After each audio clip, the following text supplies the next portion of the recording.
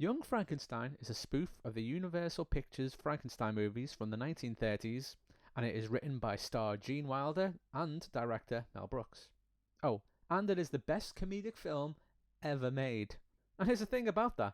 It's not even my favourite movie. Hell, it's not even my favourite Mel Brooks movie. As a sci-fi nerd, I have to put Spaceballs at the top of that list, but objectively, in terms of cinematic values, comic performance, and all the other elements that you need to address when criticising or studying a film, Young Frankenstein is a masterpiece of cinema. Let's look at why that is. The opening scene gives us a demonstration of an important comic technique that this film has mastered: timing. The music and visual elements over the opening credits give us a sense that this is a comedy. They're dark and mysterious, and nothing's really happening. That is until 5 minutes in, and when we get our first action of the movie, a disturbing scene of a corpse of the late Dr. Frankenstein, Senior, Grand Senior, whatever. And then after all this waiting, after all this mood setting, all the creepiness that we've got so far, we get the first joke of the film.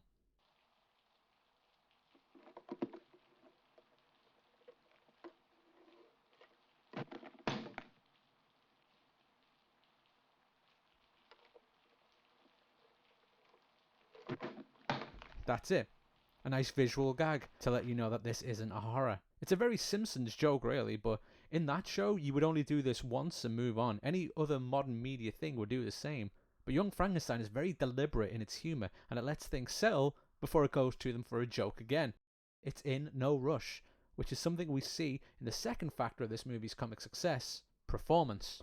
Gene Wilder's performance as the grandson of the original Frankenstein is not comedic. It's not a role you would put a Will Ferrell or a Mike Myers in, and it's not a straight role either. A straight man sets up jokes and plays them out as the victim of the punchline. Wilder is doing a straight up dramatic performance here, and yet it's not a Shakespearean drama that he's in, and there are a lot of good gags that he plays into, but he is not passive. His passionate and dramatic speeches stand out just as much, if not more so, than some of the movie's jokes. I'm talking about the central nervous system. But sir, I am a scientist, not a philosopher. You have more chance of reanimating this scalpel than you have of mending a broken nervous system. but what about your grandfather's work, sir? My grandfather's work was doo-doo. I am not interested in death. The only thing that concerns me is the preservation of life.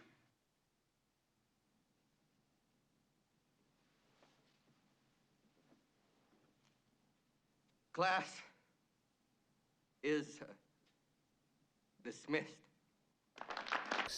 He's an absolute scene stealer in this movie that has so many amazing performances. Like Marty Feldman. Marty Feldman as Igor, Victor's lab assistant, is probably the best comic performance ever captured on film.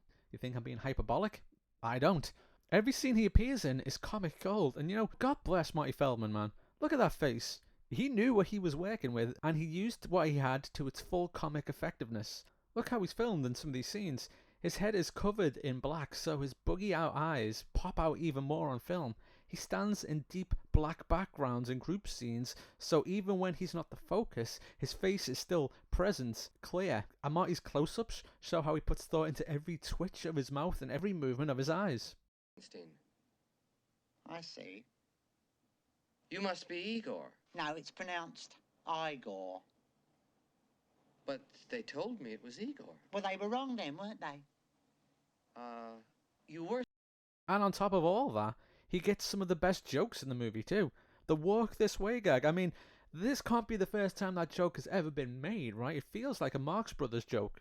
But it's a joke that works so well, Mel used it again and again in the other films he made.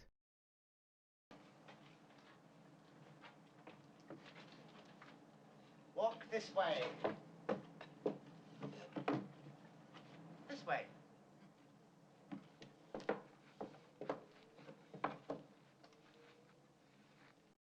My absolute favourite part of this film is when Victor is depressed about failing to bring his creation to life. He's childlike in his annoyance and obviously upset that things have not worked out, so he turns to Igor for some uplifting words of encouragement. You know, I'll never forget my old dad. When these things would happen to him, the things he'd say to me. What did he say? What the hell are you doing in the bathroom day and night? Why don't you get out of there? Give someone else a chance.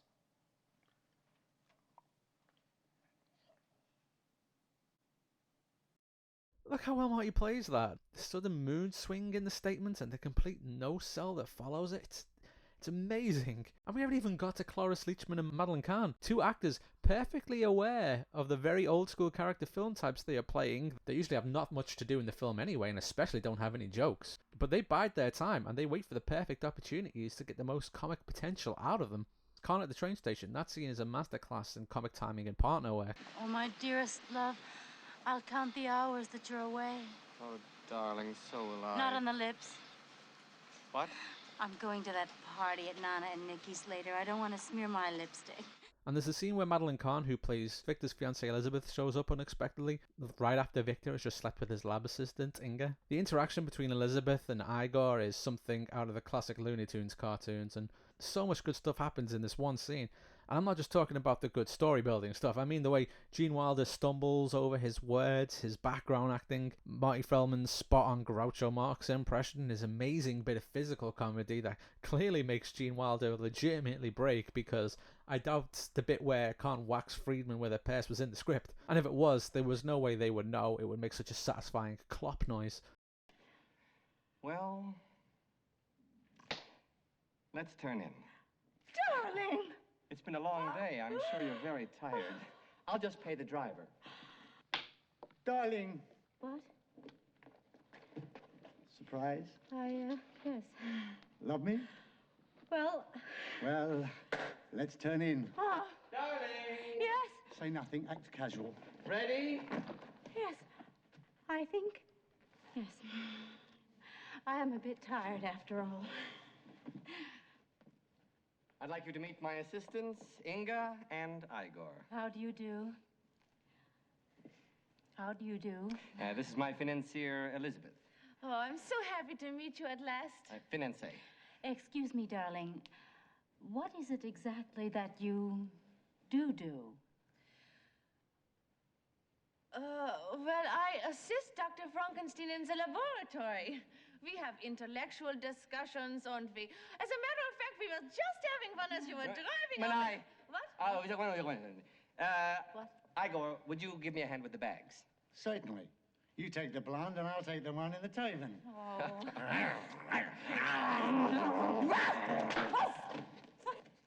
Stop that. And there's another reason why this movie is so good. The improv moments all work.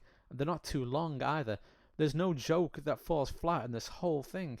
The only part of this movie that never worked for me was the zoom in on Igor's face the first time we see him.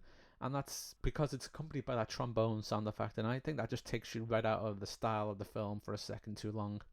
Which is a selling point I should have mentioned much sooner, the style of the film, the look. There are not many great comedies that you can also say are great looking films. Just in case you youths out there didn't know, this was filmed in 1974. It was not a time people were filming in black and white. It was a stylistic choice Mel Brooks made that the studio did not get behind, but one that really paid off. They were never going to scare you in this film, and that wasn't their intention. But they invoke the sense of the scary films that inspired it, the black and white monster movies, in that it has a scope of a European village and the sense of a time before technology.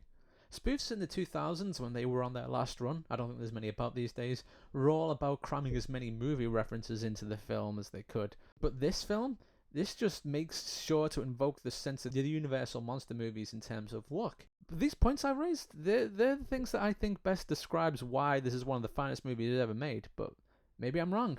Maybe that's just my opinion. But I'll tell you this, there hasn't been a Frankenstein spoof since, because Mel Brooks did such a great job on this one, no one would ever try again. The only things that work against this film is the fact that it is still within the spoof genre. So there are parts in the film that it kind of feels like a detour, like when the monster hangs out with the blind guy. But they're in there because this is a spoof of those 1930s movies that a lot of people may not have seen. I didn't realize that the talking to the old blind man was from the original story until I read the story. And given that I saw this movie for the first time when I was like 10 or something, I was not reading Mary Shelley, so that was all way over my head. The things that make this movie timeless are its look and its feel and its sound. Gene Wilder has a lot to do with that. Like, So many comic movies these days for, you know, the millennials and the Gen Z are all loud and poppy and vibrant, and this is the exact opposite of that. It's quiet and it's dark, and yes, Gene Wilder's dramatic monologues are loud, but they're loud for a purpose. They're loud because they're dramatic monologues. They give you a better sense of what that character is going through, that madness. If we were overanalyzing this film, which I don't think we should do because it's a comedy and comedy doesn't need to be overanalyzed, you would say it's about death and destiny. This is all story stuff, sure, but it's not stuff that helps any of the jokes, so it's not necessary, but it's good to have in those amazing dramatic scenes that Gene Wilder does so well.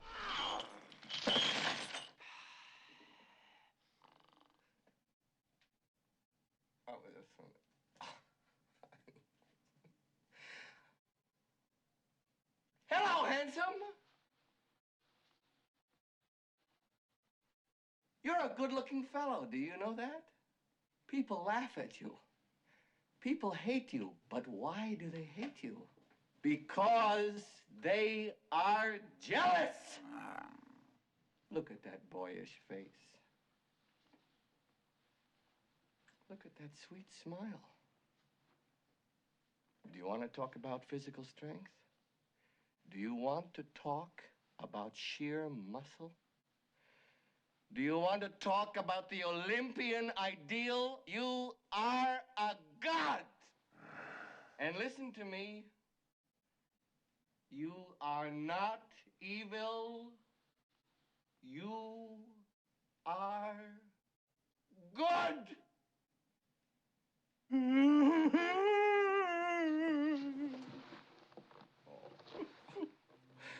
This is a nice boy. This is a good boy. This is a mother's angel. And I want the world to know, once and for all, and without any shame, that we love him. Oh.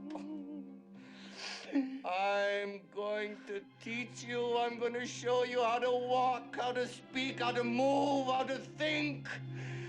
Together, you and I are going to make the greatest single contribution to science since the creation of fire. Dr. Frankenstein, are you all right? My name is Frankenstein.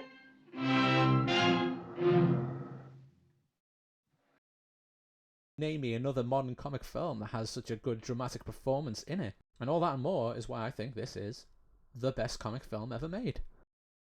And yeah, and there you go. Check out all the other videos on tapatcanes.com. Come back next month for another video and another thing.